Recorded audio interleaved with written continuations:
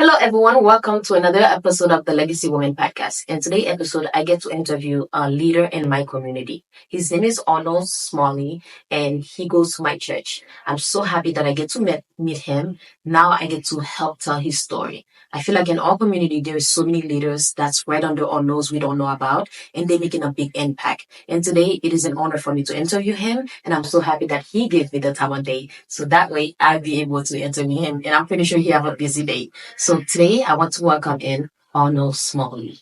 Welcome to the show. Well, thanks, Esther.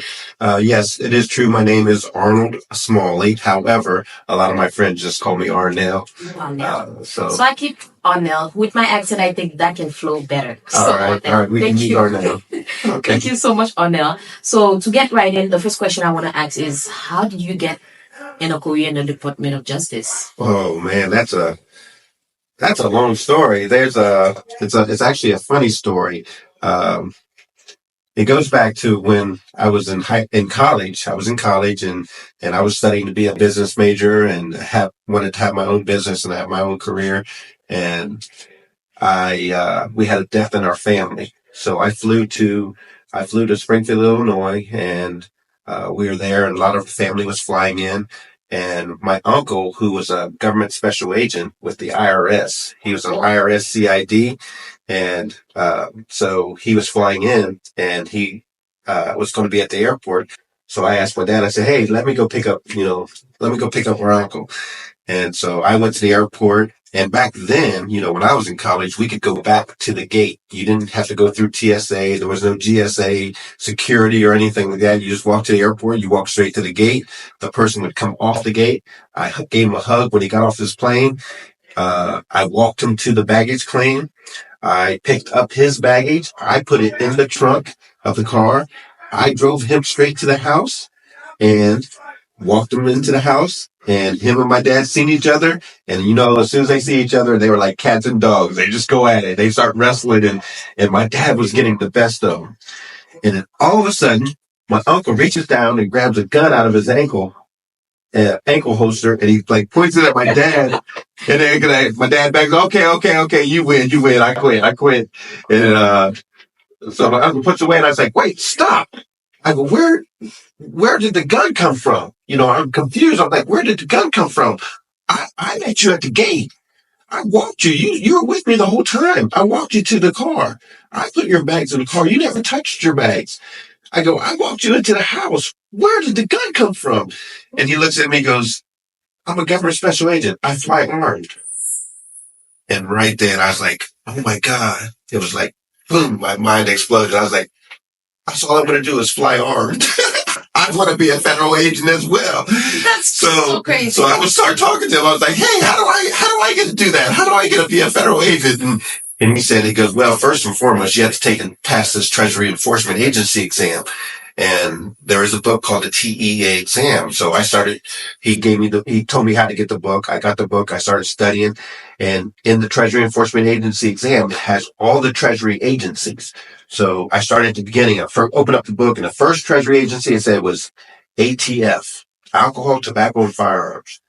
And I was like, I've never even heard of alcohol, tobacco, and firearms. I've never heard of the ATF, acronym or anything. I never knew anything about it. But I started reading it, and it started talking about how they go after the most violent felons in America. Ooh. And, we started back, the ATF started with, Elliot Ness going after Al Capone. And it just talked about how they had to work undercover and how they had to be the untouchables. And then now there's a movie out about the untouchables. And when I read that, I called my uncle back and said, hey, I don't want to be an IRS special agent. I want to be an ATF special agent. And he goes, don't do that. They're going to get you killed. And I was like, well, we whatever. Don't want that. So that's what happened. I ended up becoming an ATF special agent. Wow. So you're here to tell me you become an agent after what happened with your dad and your uncle? Yeah. I think that's like crazy. That's an amazing story. So what was the most impactful lesson you learned doing your 25 years in the ATF? As a government special agent, I would say the most valuable lesson I learned was my observation techniques. Basically, when I'm in a room, I can read the room, and I'll be in areas and stuff, and I can almost see what's going on. And it still happens to this day. My wife always says, "How come you notice everything?" And I go, "It's just part of that trade."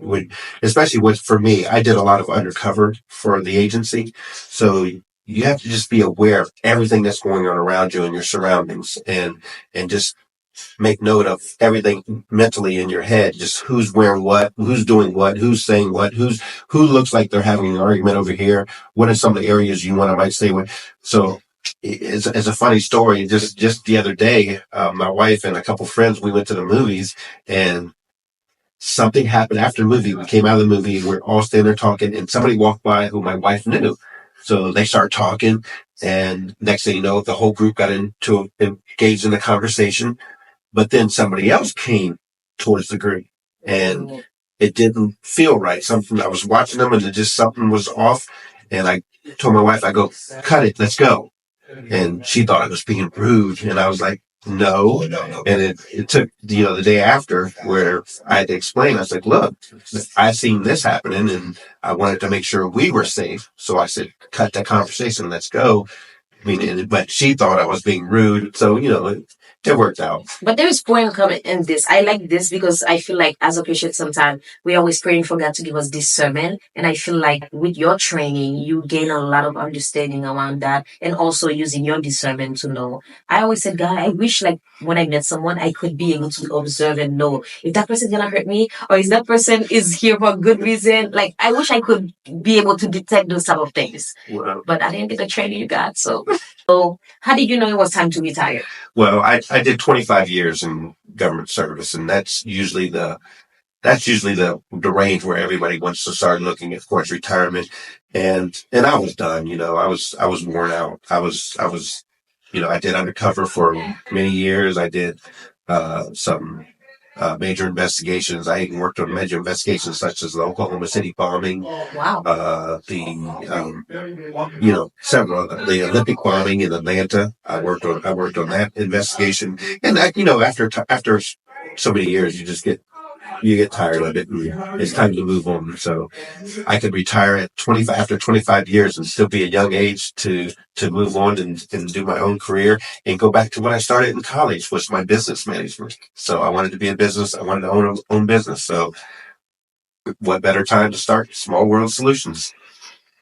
So what is the heart behind your business? I know you mentioned that you studied in college and then you stopped so you can become the special agent. And Right. then now that you retire, when you did decided to retire, you said, okay, you pick it right back up, or you said, okay, did anything else happen in between? Yes. Also, while I was a government agent, one of the things I became was the recruiter. I started doing minority recruiting, so I was trying to recruit Hispanic and Latin Americans, Asian Americans, Black and African American agents. So I was recruiting minority applicants to try to come on board to be agents. From that, I went to a lot of colleges, Black colleges.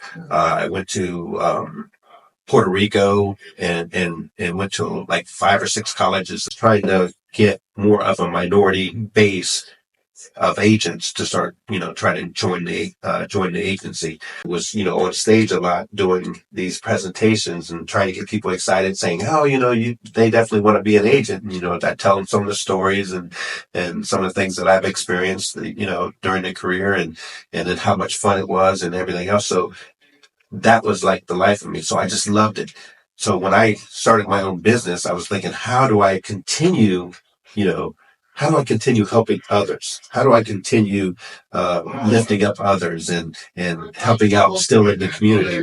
So I said, what better way to dealing with all the adversity I dealt with as a career as a special agent? I thought, what better way than have a business that specializes in conflict management of conflict. So that's what our business entails. Small World Solutions is a consulting firm that helps improve workplace environments, and we specialize in the management of conflict. I think that's an amazing business because normal people like myself wouldn't even think that I would need that in my business or that would be a big deal. So when did you move to Florida? I moved to Florida in 1997. 1997. What happened was I started my career in 1992. So after 5 years working in northwestern Ohio and Detroit and Michigan, Ohio, and all the way the northwestern area of Ohio, what happened was I was in undercover operation where I was the undercover agent and I was buying dope from one of my attorneys, and the deal went bad and it turned into a shootout. However, that same morning, my daughter was born.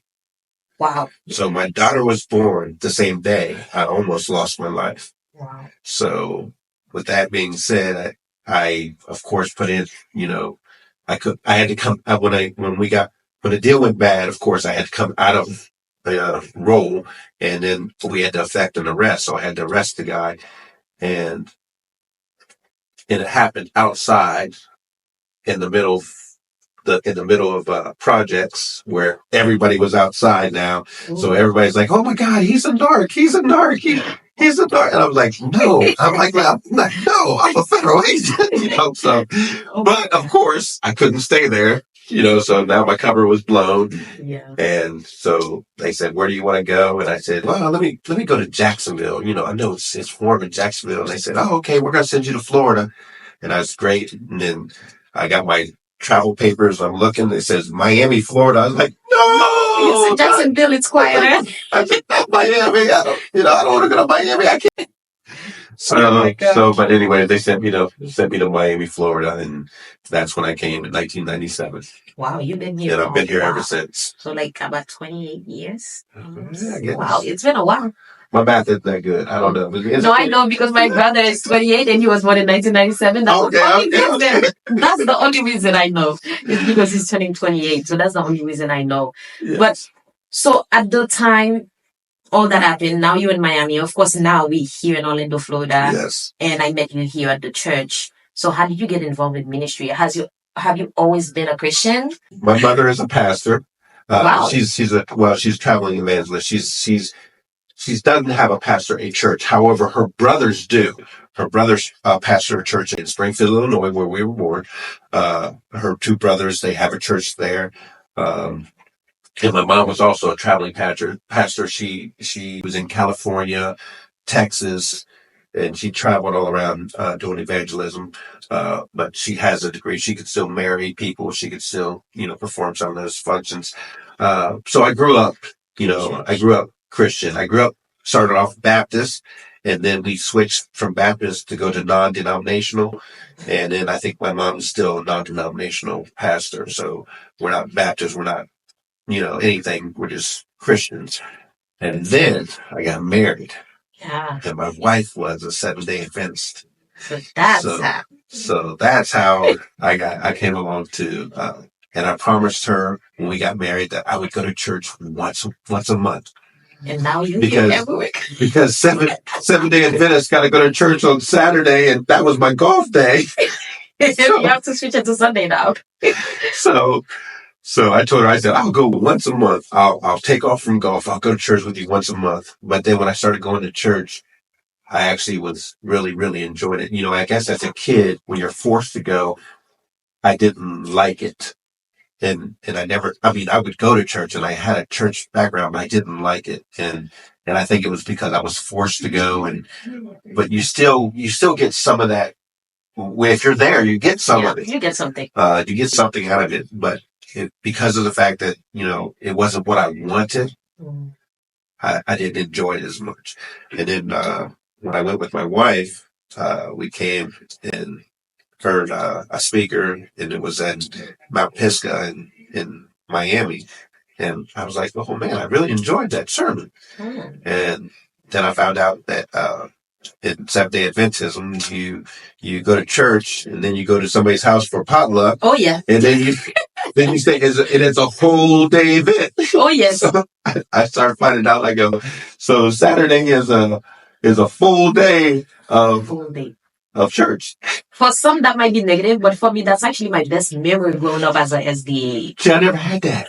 So it is different. Even with your story, how where you said, okay, my mom is an evangelist. I grew up in church. I go to church. You hear the sermon, but you didn't know God for yourself. Right. until you got older to where you actually start going and then you start really listening. I can resonate with that because I was born and raised in SDA, but I feel like not until 4 years ago that I actually make the decision. I want to get to know God on my own. I don't want to live a lukewarm life anymore. I want to actually be part of church, Yeah. which I feel like a lot of us sometimes we do deal with that. And some people, they left church and never come back. I did go to church on Sundays. I didn't go a lot, but I did go to church on Sunday. I had a church it was a non-denominational church in South Florida. So I was still going to church. I did go to church. As a matter of fact, it was funny when we met. She came to my church a couple of times, and then I went to her church a couple of times. But she still like us better. Actually, I did. I really did. Yes. Nice. I'm glad because if that didn't happen, I wouldn't meet you, and then we wouldn't be having this conversation. No, we wouldn't be having this conversation. So since we're in the church topic, how did you get involved in the church community, the ministry that you're doing right now?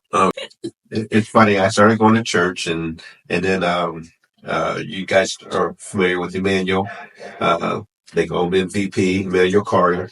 Oh yes. That's our favorite guy here at the church. So I was going to church, and and that's when we were at the other another building, and I was going to church there with my wife, and we had just moved up here to Orlando, and so I went maybe 4 or 5 times, and I was there a couple months, and I got approached by Emmanuel Carter, and he goes, "Hey, sir, I'd like to ask you a question." And I go, "Yeah." And he goes, I'd like for you to be a deacon for our church. And I was like, no, not me. I was like, no. I'm not even Adventist. I'm not even Adventist. I go, I can't do that. I can't do that. And he goes, I see you around. He goes, you're not Adventist. I said, no, I'm not Adventist. I go, I'm not ready for that. And it's a big responsibility. He introduced me to the pastor, and the pastor said, "Oh, yeah, I'd like to talk to you." And then there was one of those Saturday potlucks. Oh, boy. So I had a Saturday potluck, and this was one of the ones that was at the pastor's home. So we're at the potluck, and Pastor James Doggett said, "Hey, I'd like to talk to you." And I said, "Okay." So we go outside, and he goes, "What are you doing in the community?" And I go, "You know something, Pastor?" I go, "I've been, I drive around the community because of, of my background, and I just look at areas that are drug ridden and some problem areas, and I noticed an area where a lot of people gather." He goes, "Show it to me." Like, what? So we jumped in the car and we drive over, and we go into South Apopka. We're driving around through the streets of South Apopka, and I'm showing him what I observed and everything else. And I'd really like to do something with these areas. So he brings me back, and he goes, "So are you, want to join our church?" And I go, "Yeah." I go, me and my wife feel like it here. And so, pastors, James Doggett and Bushner, brought me in, and we had, several meetings and several teachings, and they showed me how the difference between, my Sunday service and the Seventh-day Adventist service was on Saturday, and how the Sabbath was on the seventh day, and, all the teachings and everything. So I started going through that, something by faith. You did a Bible study thing? Yeah, I did a Bible study with pastors. It would make you do that. And then I ended up becoming a member, not by baptism, because I'd already been baptized in a Baptist church. So I did the class. So they make you do the class, right. And they teach you about the religion. They teach right. you about how the Fourth Amendment. Yeah, they teach you about all that, and then you accept, and then you right. become a member. And so that's. But there was a name for it. I can't. I don't remember. Because I was born in it, so it's yeah. like I didn't have to go through any of that. I was born in SDA.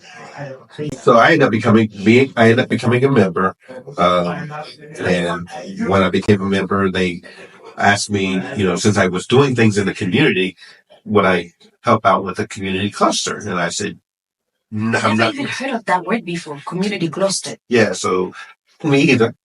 I've never heard of it either, but he asked me, he goes, "Hey, I'd like you to help us with one of our community clusters." And I said, what does that mean? What is it? And so he goes, there's 4 or 5 clusters in the church, and each cluster has different ministries. So the community cluster has prison ministries. It has, like the veterans ministries. It has like health and wellness ministries, and then it also has community service ministries. and he'd like for me to help out with those. So I said, all right, I'll help out. And next thing you know, you're in charge of everything. I'm in charge of this, and that, and the other. So, it's like you're but since then, we've, prison ministries it was vacated and nobody was actually doing it. So now we have Pastor Bryant doing.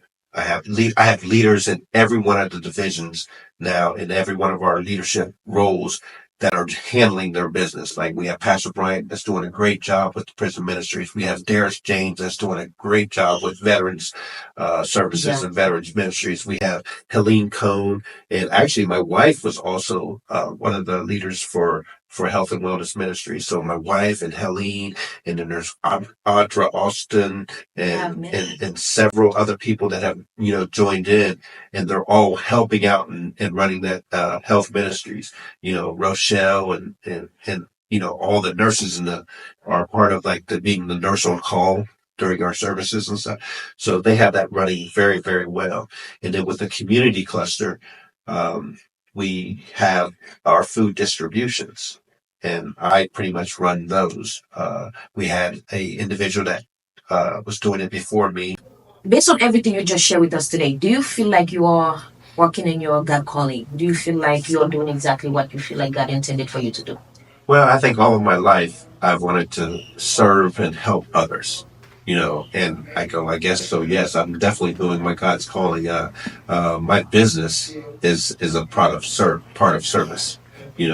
We try to help improve workplace environments. We try to increase your team cohesion. We try to boost your employee morale. We try to get people to all work together despite any differences, so that they can improve in their productivity. So that's a service. And then for the church, it's all service. It's helping those that are in need. That especially with the food distribution, we serve. During our Thursday food distributions, we serve over 600 families, and people come through this line sometimes, and they've cried saying thank you for the help that we've given them. And then it all started when I first started with the community cluster. One of the first projects that we did, we called it the Dora Project. There was a lady in South Popka area, we call her Miss Dora, and she has a house that had a water leak problem in the kitchen area. So she had asked, and it long story. Another long story. It's fine. I guess we had sent people out into the community, finding out, what the needs were in the community. And I guess she had addressed somebody who was speaking to her, and we still don't know who that is to this day. And I guess they spoke to her and said, oh yeah, we can help you with that. So she calls the church one day, and Peggy's talking to her, and she's like, well, let me give you to the community director. And she puts me on the phone, and I'm like, excuse me? And she's like, yeah, you guys were here, and you said you'd fix this problem. I'm like, oh, ma'am, I'm sorry, I don't know what you're talking about, but where do you live? I'll come over and look at it. So I went over there, and I looked at it. I took pictures. I brought the pictures back. And I said, I go, pastors, this lady really needs help. And I guess she said that we said we would help her. And he goes, well, then help her. And I go, that's what I'm talking about. That's what I'm interested in. Let's not just say we're about it. Let's be about it. And let's put our word to action. So we ended up getting teams of people to help out. Now this was an all volunteer cast. We tore out her whole kitchen. We tore up the whole floor. I mean, me, Pastor Bushner, and I can't. And I'm so sorry, I forget his name, but he was also there helping. We were jacking the tile floor, and I said, "Hey, that was some hard work." But we took out the whole flooring. We took out all the cabinets. We took out all the appliances. And then everyone started donating. We had stores donating a refrigerator. We had a store donating a stove. We had a store donating a microwave. Uh, we had a store gave us discounted cabinets. Wow. So we were able to redo the whole wall. I had a friend of mine that actually, in my own personal home, came and did the flooring in my own personal home. So I called him up and I said, "Hey, we have this project we're doing for a lady in South Ponca. Could you assist us with that?" He goes, "I'll do it." And he came and did the whole flooring. Then we had another company that, or not a company, another guy who has a business doing walls and stuff. And he goes, "You buy the materials, I'll do the work." We did her whole kitchen. I mean, it was bad. It was the water had dripped, and there was mold throughout the whole cabinets, and some of the cabinets were falling off the wall. And we fixed everything. And it was one of the most fulfilling projects I think I've ever worked on in my whole life. Wow. I think that's amazing because personally, I've been around South Africa and I see some of the home, I see some of the area. It's bad, Yeah. and even that you did something so big for her. And I feel like a lot of the time in church and community we helping out, we say we're helping, but sometimes we're not helping in the way the person actually needs. Like giving out food is amazing. I volunteer. That's my second time volunteering here. I see the work you guys are doing. At first, I was there. I said, wait, I don't see how that's ministry. God, I asked God, I said, God, how are you using me? I'm just helping passing out food or stocking the cars. How am I doing ministry? It's like every little thing counts. Sometimes the thing that we might not think that are a big deal, but God is using you in the littlest thing as possible. And I feel like as I was watching you work for the first time and I'm watching again, I said, wow, he does more. And he goes to my church. I don't know a lot about you. I want to get to know your story. So I said, let me ask him. And I asked you, and you said, okay, you allow me to interview a day after, which is so crazy. As an entrepreneur, as somebody's busy doing work in the community.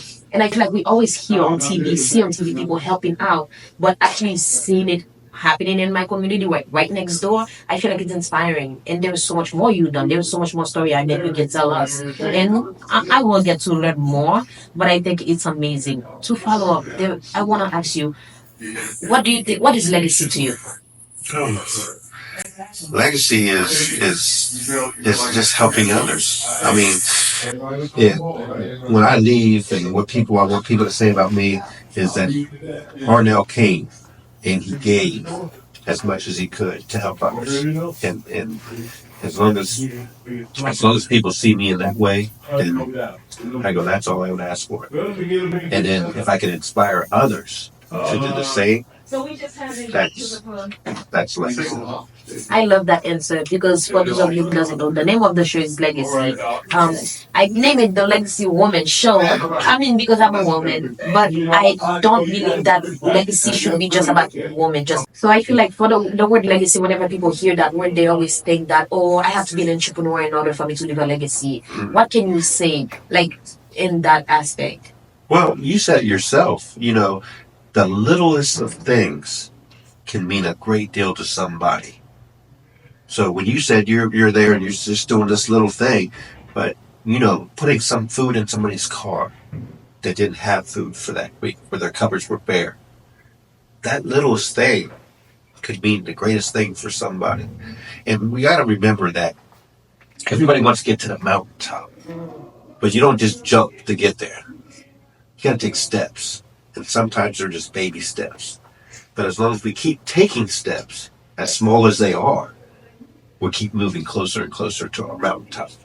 So that's our life lesson for Small World Solutions is continue moving. Just keep moving, even if it's only step by step. Wow. Thank you. I like that you said. Before we close out, I want to ask, is there anything that you want to share with any young man or young woman that might be watching this show that they think that in order for them to leave a legacy, they have to be an entrepreneur, making 6, 7 figures, doing all of that. What is one last advice you can give them about life and living in the little? Well, Small World Solutions, we also do life coaching. My wife does executive coaching. I do life coaching. And the biggest thing I would say, share with anyone else that's, like transitioning or whatever, the truth of the matter is every single person, you could be whatever it is you want to be. Just imagine yourself doing whatever it is you want to do. You have the energy to do whatever you want to do. So if you take this time to imagine yourself being who you want to be, doing what you want to do, and there may be some times where you come across some hard roads and there'll be times to be tough, but just hold on to your dream. Hold on to your dream because one day you're going to wake to find that you are that person you dreamed of, doing everything you wanted to do simply because you had the courage to believe in yourself and just hold on to your dreams. Wow, thank you so much. How can people find you? How can they donate to the cause, or how can they meet you if they live in Orlando, Well, or want get coaching from you or your wife? the way to reach us is usually by email. You can reach us by email at a smalley. That's a smalley SMALLEY at smallworldsolutions.net. And then you can also find us on our website, www.smallworldsolutions.net. And then also you can even call us. Our phone number is 754 971 7007. So thank you so much.